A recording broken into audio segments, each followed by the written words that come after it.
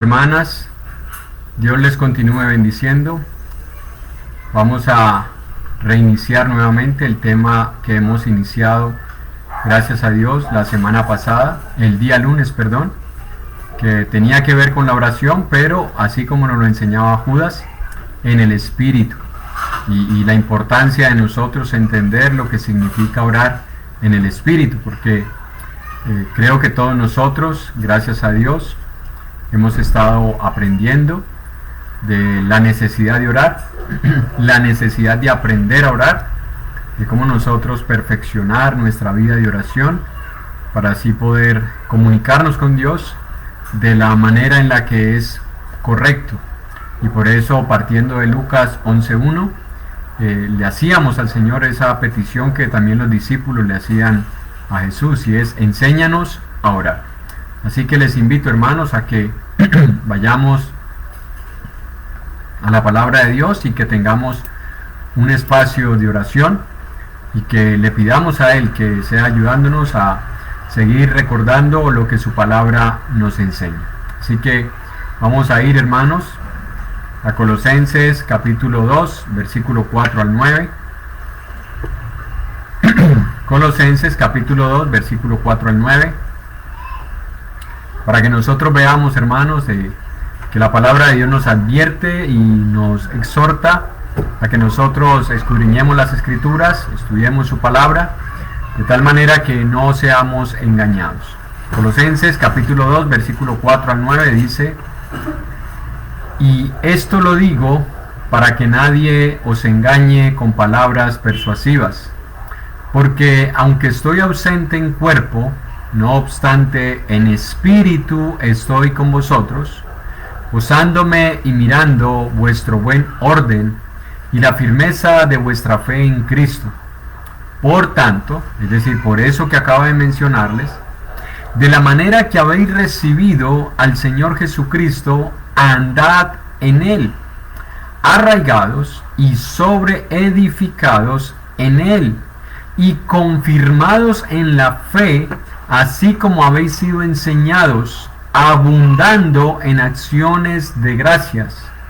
Escuche lo que dice el versículo 8. Mirad que nadie os engañe por medio de filosofías y huecas sutilezas, según las tradiciones de los hombres, conforme a los rudimentos del mundo, y no según Cristo, porque en Él habita corporalmente toda la plenitud de la deidad o la divinidad. Y aunque en el contexto inmediato y la interpretación inmediata de este pasaje tiene que ver con la enseñanza que estaba negando la divinidad de Cristo, es decir, lo estaban viendo simplemente como un hombre bueno, un maestro bueno, un hombre que enseñó muchos principios, incluso fue comparado con un profeta, un hombre muy piadoso, pero no le estaban viendo como Dios. Y así que el escritor a los Colosenses, que es nuestro hermano Pablo, sale en defensa de la deidad de Jesús e inspirado por el Espíritu Santo escribe este pasaje. Pero de la misma manera que en su tiempo, al igual que ahora, muchas enseñanzas, muchas corrientes están tergiversando la imagen de Cristo, también muchas corrientes y muchas enseñanzas hoy en día están tergiversando la doctrina del Espíritu Santo. La personalidad del Espíritu Santo está siendo deformada. ¿Por qué? Por las huecas sutilezas, por las tradiciones de los hombres que están llevando a hacer del Espíritu Santo lo que ellos quieren ser, o lo que ellos quieren que Él sea. Y así como hay pecado en no enseñar verdaderamente lo que es el Espíritu Santo, también hay pecado, hermanos, en tergiversar la imagen del Espíritu Santo. Es decir, cuando no se enseña todo lo que tiene que ver con el Espíritu Santo, estamos cayendo en un pecado porque estamos dejando de decir toda la verdad. Y cuando se enseña algo que no es verdad acerca del Espíritu Santo, también estamos pecando porque estamos tergiversando la imagen del Espíritu Santo en las Escrituras. Así que es por eso que nosotros necesitamos conocer cómo obra el Espíritu Santo, y eso tiene que ver con la oración, porque Judas nos enseña a orar en el Espíritu. Así que debemos conocer quién es, cómo obra, para que nosotros podamos estar seguros que estamos orando según la voluntad de Él. Si usted va a las Escrituras, usted se va a dar cuenta que el Espíritu Santo es mencionado más o menos unas 300 veces. Escuche, 300 menciones hay en la Escritura acerca del Espíritu Santo, es decir, casi una vez por día.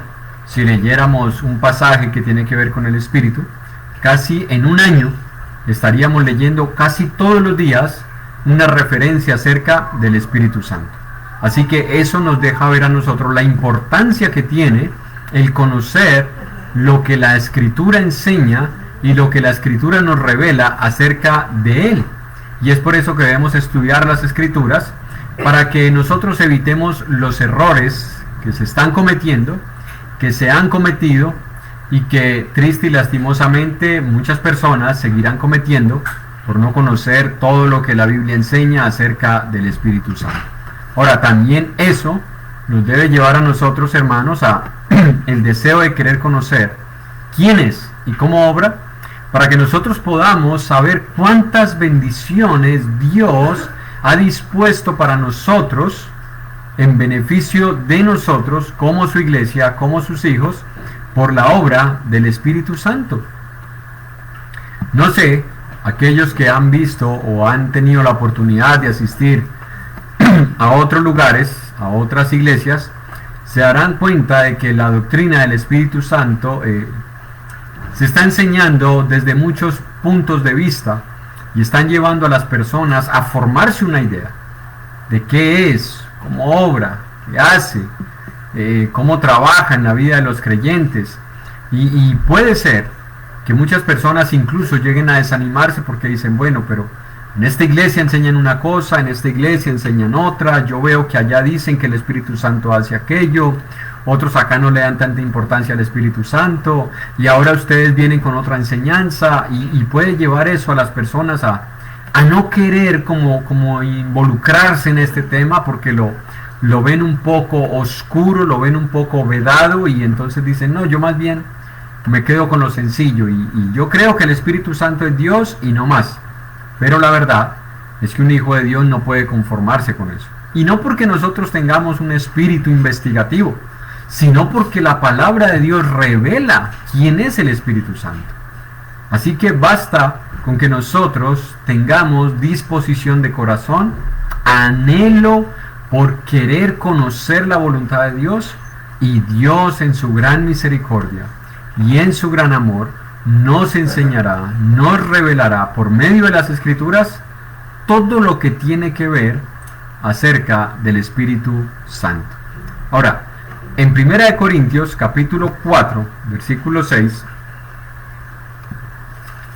vamos a leer 1 Corintios capítulo 4, versículo 6, dice la Escritura, pero esto, hermanos, lo he presentado como ejemplo en mí y en Apolos, dice el apóstol Pablo, por amor de vosotros, para que nosotros aprendáis a no pensar más de lo que está escrito, no sea que por causa de uno os envanezcáis unos contra otros.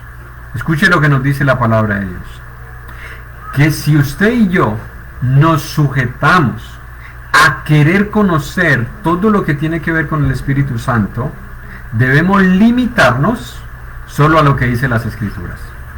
Es decir, debemos desechar los yo pienso, yo creo, me parece, he escuchado, me han contado, yo creería, no. Todo eso debe quedar a un lado. ¿Por qué? Porque Pablo dice, debemos no pensar más allá de lo que está escrito. ¿Dónde está escrito? En las Escrituras, no en los libros, porque triste y lastimosamente hay muchos libros que hablan acerca del Espíritu Santo, pero los libros no fueron inspirados, a menos que sean libros que simplemente estén tratando de darnos una dirección de lo que dice las Escrituras. pero no una opinión de lo que ellos creen que es el Espíritu Santo. Para eso tenemos las Escrituras, y las Escrituras son suficientes. En 1 Timoteo capítulo 3, un pasaje que todos nosotros conocemos, 2 Timoteo, capítulo 3, verso 16 y 17.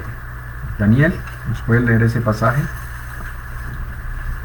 Dice: toda la escritura es inspirada por Dios, útil para enseñar, para redarguir, para corregir, para instruir en justicia, a fin de que el hombre de Dios sea perfecto, enteramente preparado para toda buena obra.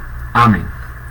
Si usted nota, este pasaje nos está mostrando, hermanos, que el cristiano necesita la Escritura.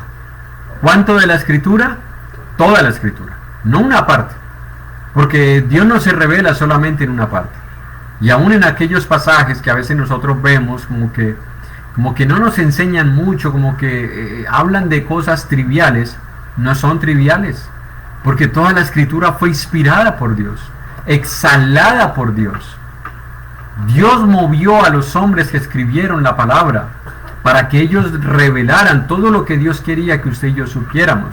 Y aparte de eso nos dice que es útil para enseñarnos, redarguirnos, corregirnos, instruirnos, a fin de que el hombre o la mujer de Dios sean perfectos e enteramente preparados. Así que es por eso necesario nosotros escudriñar toda la Escritura y todas las referencias que hablan acerca del Espíritu Santo en este caso. Ahora, la personalidad del Espíritu Santo es la primera parte que nosotros vamos a estudiar en esto. La personalidad del Espíritu Santo. Necesitamos entender su naturaleza. ¿Por qué? Porque algunas doctrinas o enseñanzas piensan que el Espíritu Santo es como una substancia o un fluido, o como en una religión, me perdonan por utilizar referencias o menciones de religiones, dicen que es como un poder, como si él fuera como si fuera la electricidad. Ya así se cree que es el Espíritu Santo. Pero la palabra de Dios no enseña eso. Aun cuando traten de llevar el Espíritu Santo a un más alto nivel y decir que es lo más grande, que es algo muy poderoso, que es algo muy especial, la verdad, nada de esos títulos, nada de esos adjetivos hace honor a la realidad de lo que es el Espíritu Santo. Muchas religiones han aceptado muchas enseñanzas, pero eso las han aceptado por desconocer lo que dicen las Escrituras. El Espíritu Santo no es solamente la fuerza activa de Jehová, y algunos han aceptado esta doctrina, esta enseñanza, al punto de decir que es como la electricidad, como mencionábamos ahora.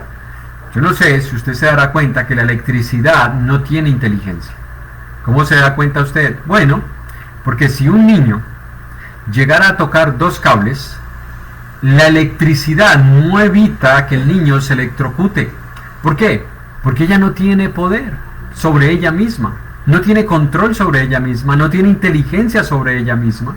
Lo que sí puede tener una personalidad o una persona, ¿ya? Eso sí lo puede tener, pero una electricidad, como lo mencionan algunos, no lo tiene. Y es por eso que nosotros no podemos aceptar esas enseñanzas, porque no tienen fundamento bíblico, no tienen ninguna base bíblica. La Biblia enseña que el Espíritu Santo es una personalidad inteligente. Escuche, el Espíritu Santo es una personalidad inteligente. Tiene poder, pero no es solamente poder. Escuche, tiene poder, pero no es solamente poder. Tiene influencia, pero no es simplemente una influencia.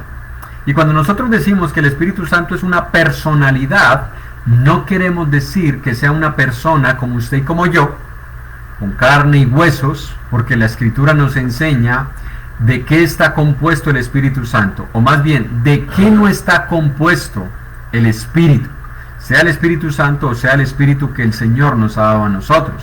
En Lucas 24:39, Lucas capítulo 24, versículo 39,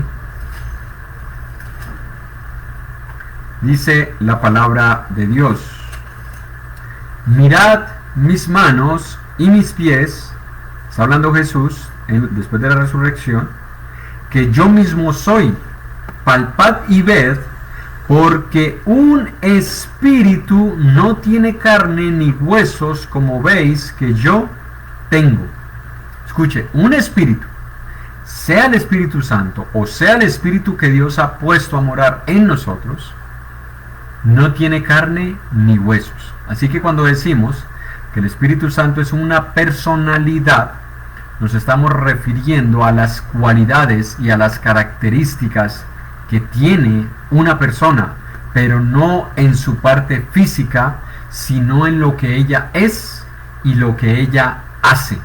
Y en ese contexto el Espíritu Santo es una personalidad. Es decir, el Espíritu Santo es como es un ser, número uno, inteligente. El Espíritu Santo es un ser inteligente, y aparte de ser inteligente, tiene emociones.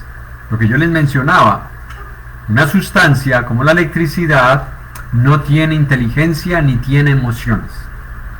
La electricidad, después de electrocutar a una persona, no se siente triste, ni tampoco evita electrocutarla. Lo que sí puede hacer una persona con capacidad de razonar. El Espíritu Santo también influye de acuerdo con su voluntad en los seres humanos.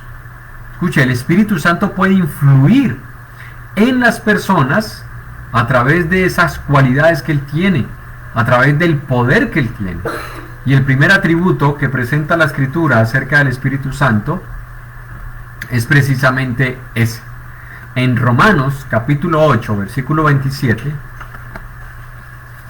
busque por favor Romanos capítulo 8, versículo 27.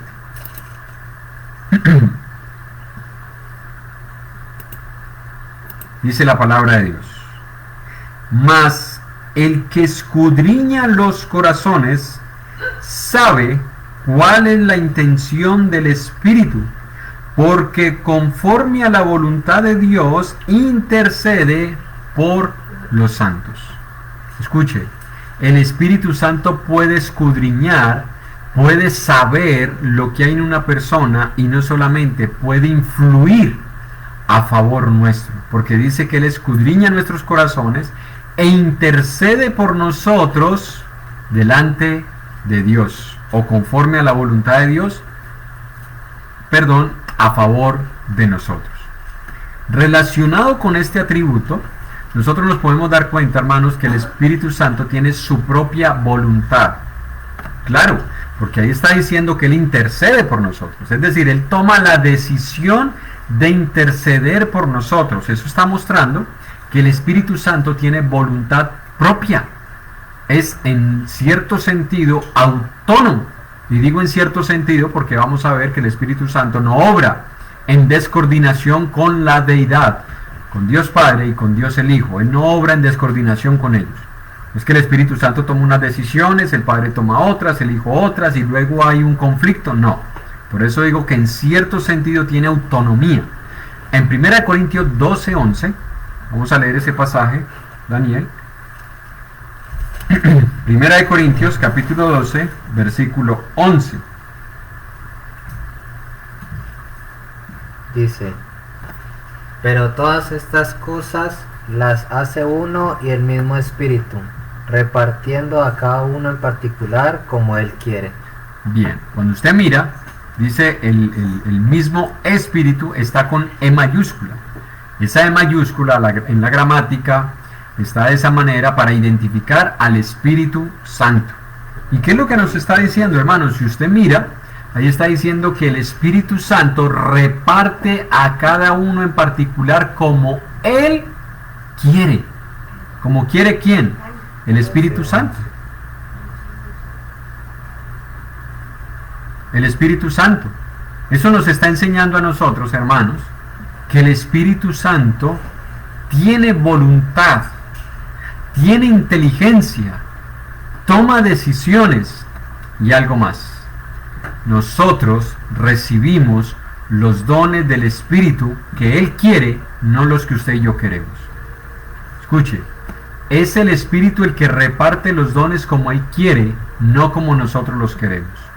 Ahora, nosotros podemos anhelar, como lo dice, si usted lee, en el versículo 31 del 1 Corintios 12 dice: procurad pues los dones mejores, mas yo os muestro un camino más excelente.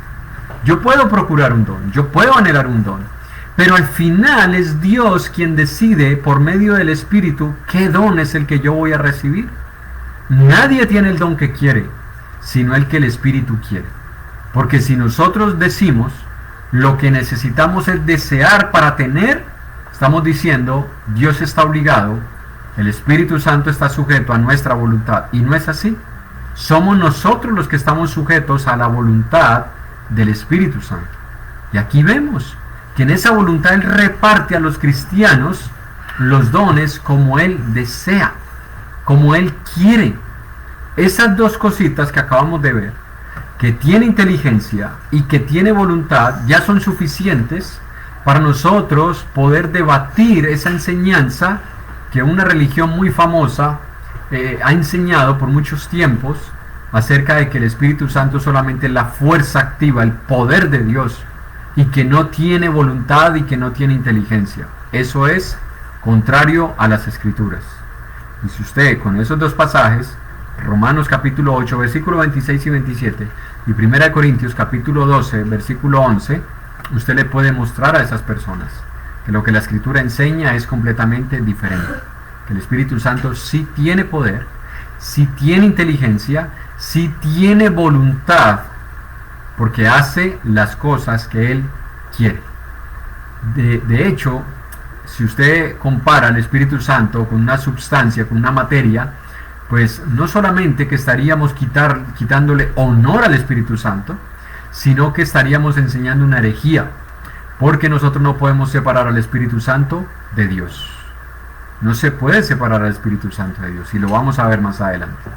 Así que si yo pongo al Espíritu Santo al nivel de una sustancia, una materia, un poder, pues estoy diciendo que Dios es eso, porque la palabra enseña en Juan capítulo 4, versículo 24, que Dios es Espíritu. Escuche, Él no tiene un espíritu, Él es Espíritu, y la Biblia enseña que el Espíritu Santo es Dios. Así que nosotros debemos tener mucho cuidado cuando nosotros escuchamos doctrinas como esas, enseñanzas como esas, para que salgamos al paso y con amor, con misericordia, podamos decirle a esas personas: mire, quisiera que por favor leyéramos lo que dice la palabra de Dios, para que usted se dé cuenta que el Espíritu Santo no es lo que le han enseñado. El Espíritu Santo tiene poder, pero no es un poder. Tiene influencia, pero no es una influencia. Es una personalidad, pero no es una persona de carne y huesos.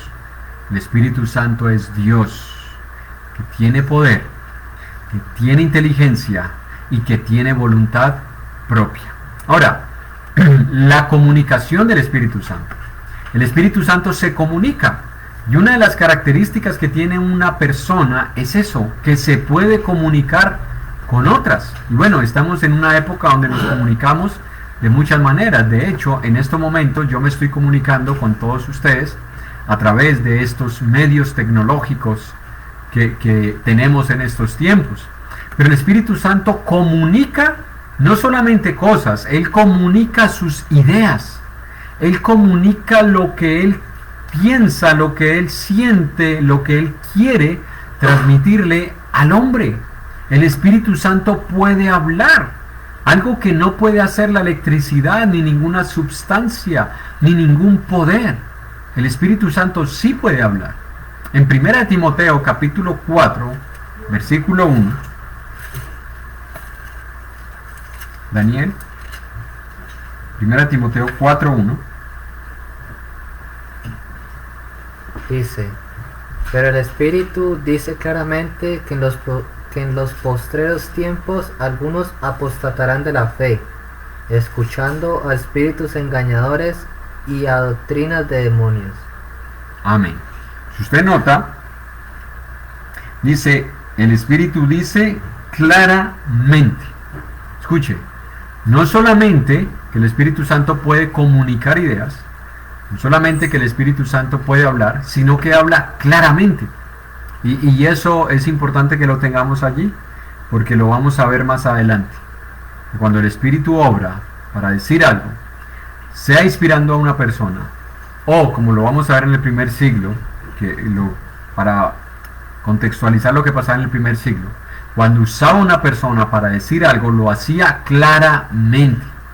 No causaba confusión, no causaba desórdenes, no dejaba a las personas como que, ¿qué quiso decir? No, el Espíritu habla claramente.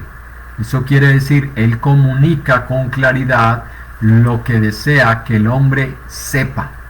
Ahora, no solamente es eso, sino que dice la Escritura también en Romanos capítulo 8, versículo 16, y en Gálatas capítulo 4, versículo 6, Romanos 8, 16 y Gálatas capítulo 4, versículo 6, tienen una idea muy similar acerca de algo que el Espíritu Santo hace en nosotros y con nosotros.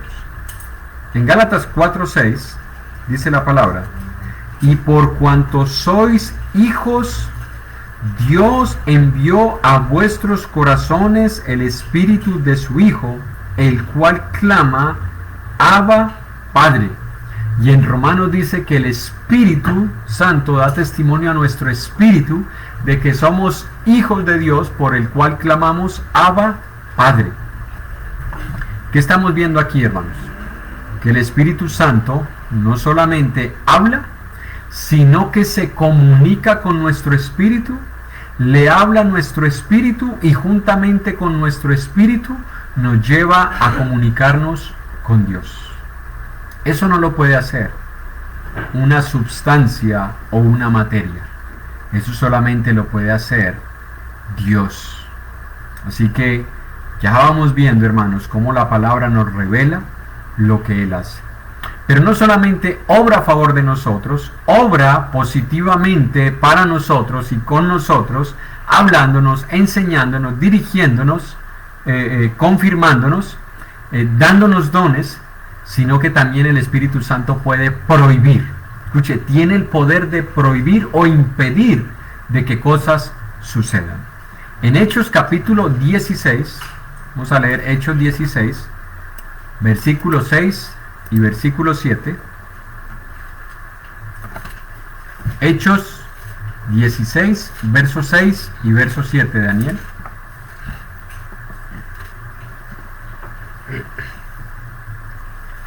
Dice: y atravesando Frigia y la provincia de Galacia, les fue prohibido por el Espíritu Santo hablar la palabra en Asia. Y cuando llegaron a Misia, intentaron ir a Bitinia, pero el Espíritu no se lo permitió. Muy bien, miren lo que encontramos aquí. El apóstol Pablo sale en su viaje misionero, segundo viaje misionero. Ya ha predicado en todas las regiones de Asia y Galacia, que son las regiones de Iconio, Derbe, Listra, esas regiones, que son las regiones de Galacia. Y ahora decide comenzar a subir a Misia y a Bitinia, provincias donde el apóstol Pedro estuvo haciendo la obra, y eso es otro tema, pero solamente por encima Pablo explica el por qué Dios no le permitió ir allá, y era porque él no trabajaba donde ya había un terreno y ya habían otros servidores del Señor. Él dice: yo no me involucro en obra ajena, en trabajo ajeno, pero era porque el Espíritu Santo los dirigía, no era porque no pudiera apoyar esa obra, él podía apoyarla, solo que Dios, al ver de que allí ya se estaba haciendo una obra, dirige al apóstol Pablo a otro lado. ¿Y cómo lo dirige? Impidiéndoles. Miren lo que dice: les fue prohibido por el Espíritu Santo hablar la palabra en Asia. Y cuando llegaron a Misia intentaron ir a Bitinia, pero el Espíritu Santo no se lo permitió. Escuche, ¿cómo hizo el Espíritu Santo ahí? No sabemos, ¿no? No sabemos si el Espíritu Santo les dijo: prohibido predicar aquí.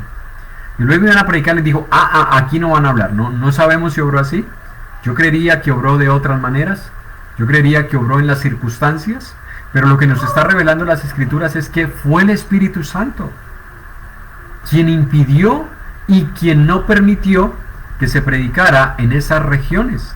Ahí nos damos cuenta, hermanos, de que el Espíritu Santo es inteligente, que puede hablar, que puede comunicar, pero que también, por ser Dios, sabe qué es lo que más le conviene a sus hijos. Y es por eso que dirigió al apóstol Pablo a una región donde todavía no se había llevado la palabra de Dios. Ahora, en Juan capítulo 14, versículo 26, vamos a leer Juan 14, 26. Nos encontramos, hermanos, con lo que hace también el Espíritu Santo y cuál fue su ministerio aquí en el primer siglo y lo que sigue haciendo el Espíritu Santo. Juan 14, 26, Daniel. Dice: